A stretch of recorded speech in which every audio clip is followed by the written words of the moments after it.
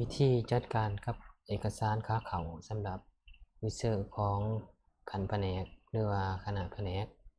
เฮามาเบิ่งเอกสารขาเขา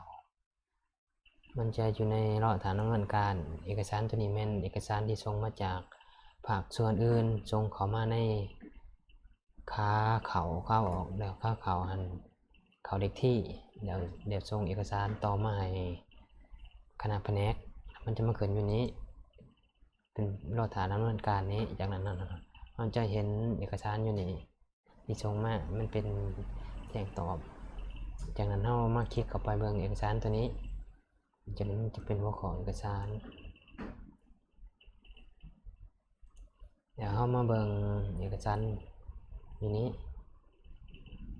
เอกสารเป็นอยู่นี้เอกสารแจ้งตอบทีนี้สำหรับคณะแผนกที่ได้ครับเอกสารตัวนี้ก็จะมีคำเห็นใส่เอกสารแล้วก็ส่งต่อให้คณะแขนงเพื่อที่จะแจกจ่ายให้วิชาการเป็นผู้ดำเนินการ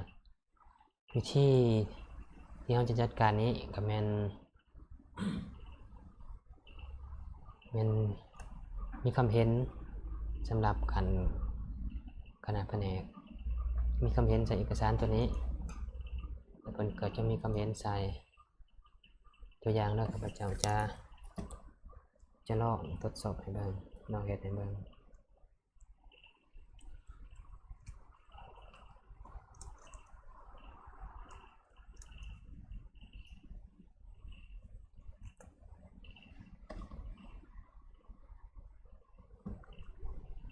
ตัวอย่างแล้วข้าพเจ้าจะลองให้เบิ่งก่อนนี่เพิ่นจะมีคำเห็นมันจะเป็นแบบนี้หลังจากที่มีคำเห็นเนี่ยเพิ่นก็จะส่งต่อเอกสารตัวนี้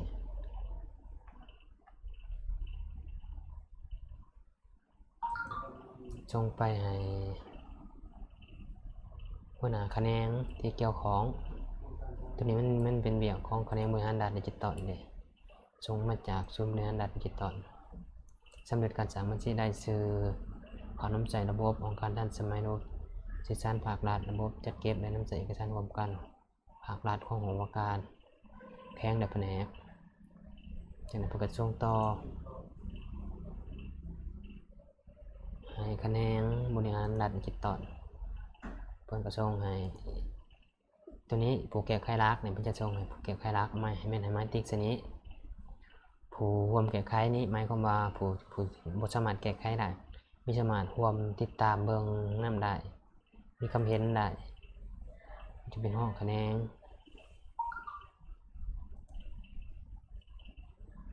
ผู้ติดตามบอกให้มอบให้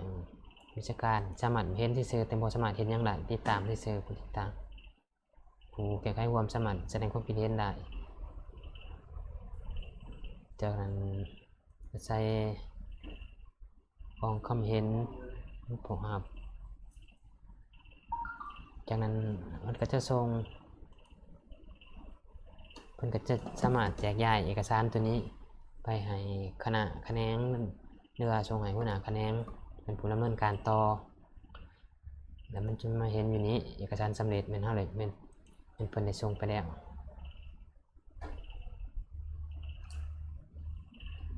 นี่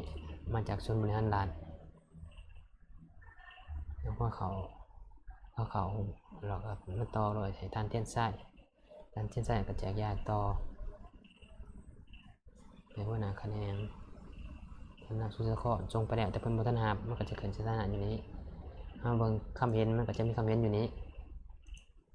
ในการจัดการเอกสารขาเขาสำหรับขันแผนกก็แม่นมีเพียงส่ำนี้